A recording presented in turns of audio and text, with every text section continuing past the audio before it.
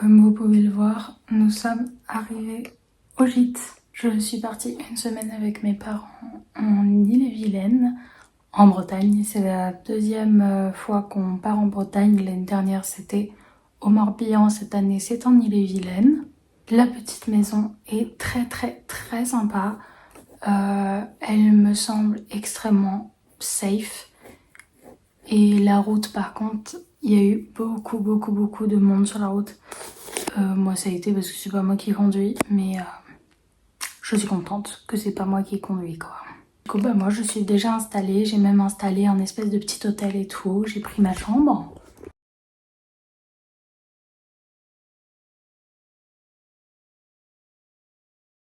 Et c'est ici, du coup, que j'ai installé un petit hôtel avec mon grimoire des guides, mon oracle, mon pendule. De quoi faire un bain purifiant ce soir, et ça tombe bien parce que ce soir c'est la pleine lune. Du coup on a une petite représentation de la déesse lune avec etc. Une cloche au cas où il fallait purifier, mais mon pendule m'a dit que c'était pas nécessaire. Pour là il est 16h et quelques, et quoi de prévu pour la journée? Bah plus grand chose. Mon père va aller chercher notre commande drive de course et récupérer d'autres derniers trucs en course qu'ils se sont rendus compte qu'ils avaient oublié. Et après on va sûrement parler de ce qu'on va faire demain plutôt. Lundi on sait déjà ce qu'on fait, on va à Fougères, mais demain on ne sait pas. J'ai passé à l'office de tourisme et j'ai trouvé deux trucs cool. J'ai trouvé un truc sur des énigmes, des jeux, etc. Et un autre c'était sur un château que j'avais déjà prévu de faire de base, peut-être. Hey. Aujourd'hui au programme, on va aller cet après-midi dans un parc d'énigmes, de parcours et de labyrinthes qui s'appelle Enigma Park, qui est à 15 minutes de Rennes, je crois. Ça nous fait une petite heure de route, je crois. On avait déjà fait un parc de ce genre dans le sud quand on était parti la dernière fois en vacances dans le sud, ça date. J'avais 18 ans, j'en ai 21 maintenant. J'adore, ça fait un peu escape game mais en même temps pas vraiment. Et dans quelque chose à thème et tout, ça va être sympa. Apparemment c'est couvert, c'est 100% couvert, donc on n'aura pas le plein cagnard sur notre tête, ça c'est agréable aussi. Déjà notre programme pour la semaine, ça c'est cool. Midi, on mange à la location au gîte des potes pour prendre plein de force. Le truc c'est énigme, un peu comme je vous disais, à l'escape game. Mes parents n'en ont jamais fait et ils ne sont pas connus pour être des grosses têtes. J'ai un peu peur de ce que ça va donner. Compter 3 heures pour faire le parcours entier, enfin je pense sincèrement que ça va être pas mal. Je sais pas si je pourrais vous filmer des trucs pour cette première journée.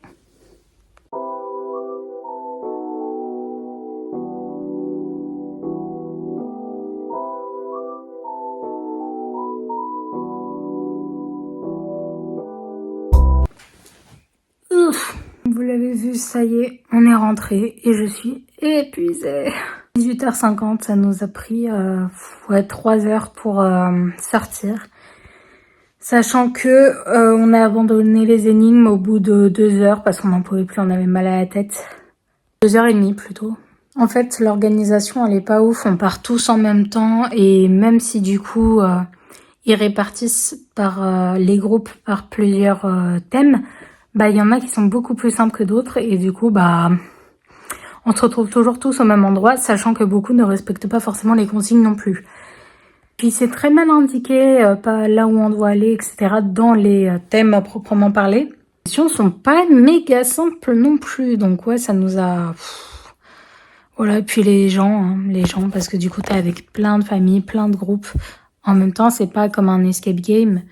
Et du coup, bah s'il y en a qui gueulent, bah c'est toi qui le prends. Moi, il y a une gamine qui a failli me rentrer dedans parce qu'elle courait à l'intérieur, alors que c'est explicitement interdit. Au début, c'était plutôt sympa. Je suis juste un peu déçue parce que du coup, on n'a même pas tout fait et on n'en pouvait plus. On était fatigués, on avait mal à la tête. C'est dommage niveau organisation parce que sinon, ça aurait pu être vraiment super cool. Du coup, je conseille pas forcément le parc. Parce que niveau organisation, je trouve que c'est pas ouf. À la rigueur, si vous pouvez y passer toute la journée, pourquoi pas, mais sinon... J'ai préféré Fantasia dans le sud. Maintenant, on va préparer à manger et on se revoit demain.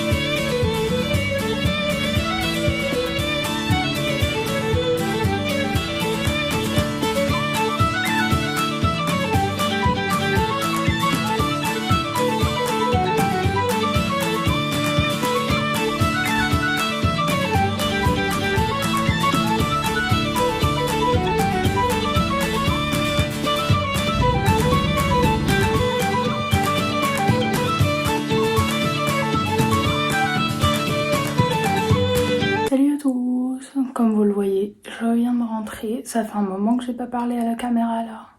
Franchement, dès que je rentre, j'ai à peine le temps de me doucher, de manger et d'aller me coucher, c'est une dinguerie. Donc ce matin, on a été à Paimpont et cet après-midi, à la forêt de Brocéliande, on a mangé pizza comme vous le voyez, très bonne d'ailleurs.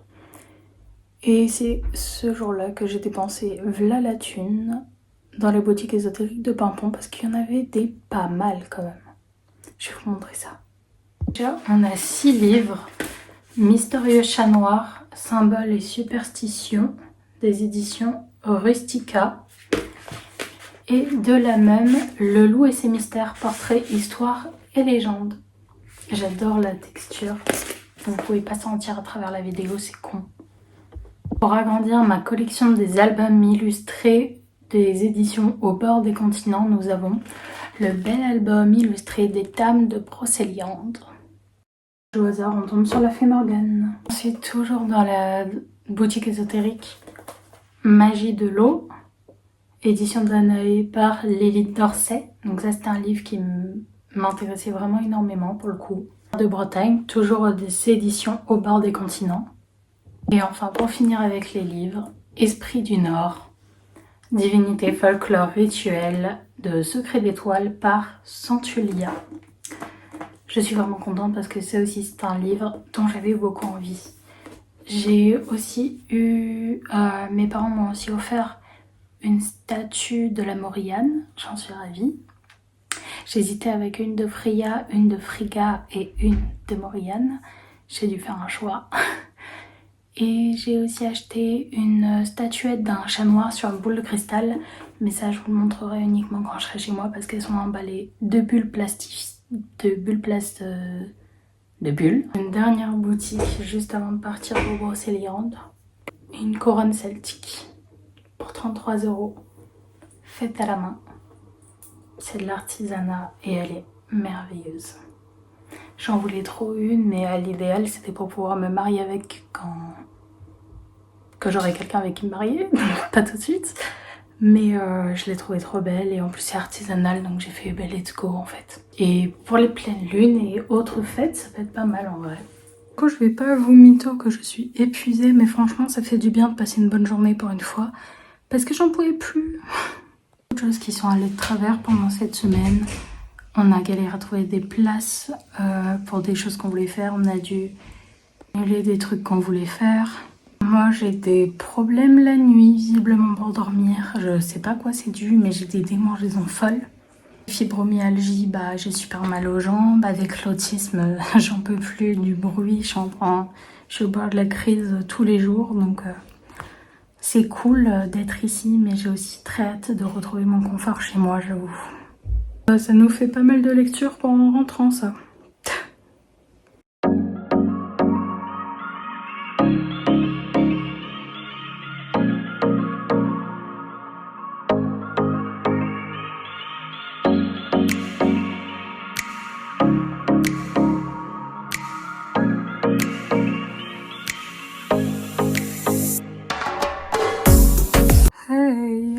Dimanche, je me suis permis de ne pas filmer tout de suite en rentrant chez moi.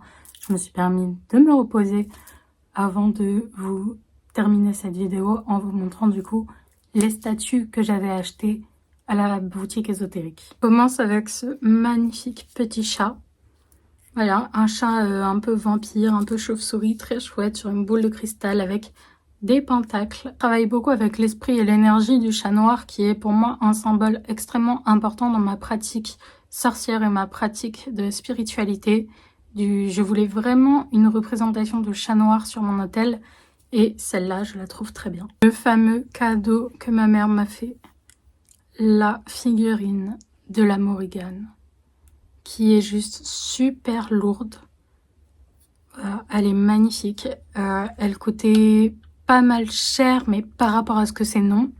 C'était entre 70 et 80 €, donc c'est un budget, surtout si vous en voulez plusieurs. Mais elle est lourde, hein. C'est pas du plastique, clairement. Et juste, elle est magnifique, avec son corbeau, son épée. J'adore. Et c'était important pour moi de prendre Morrigan au final en premier par rapport à Freya et Frigga. Même si ce sont 3 déesses que j'adore autant que l'une, autant que les autres. Mais je trouvais ça normal de commencer avec Morgane parce que c'est la première des 3 déesses avec qui que j'ai honoré tout simplement et qui s'est présentée à moi. Je sais déjà ce que je demanderai pour Noël étant donné qu'ils ont un site internet et qu'ils livrent partout en France. Pour terminer, même si là ce n'est pas une figurine, une statue, c'est une bolée avec un triskel que j'ai acheté du coup vendredi pour entre 6 et 7 euros. Je le trouvais sympa pour mettre de l'eau, offrande, etc. Parce que j'ai un calice, mais quand je veux faire par exemple une offrande et un rituel où j'ai besoin de boire en même temps, bah du coup je ne peux pas, étant donné que j'avais qu'un récipient.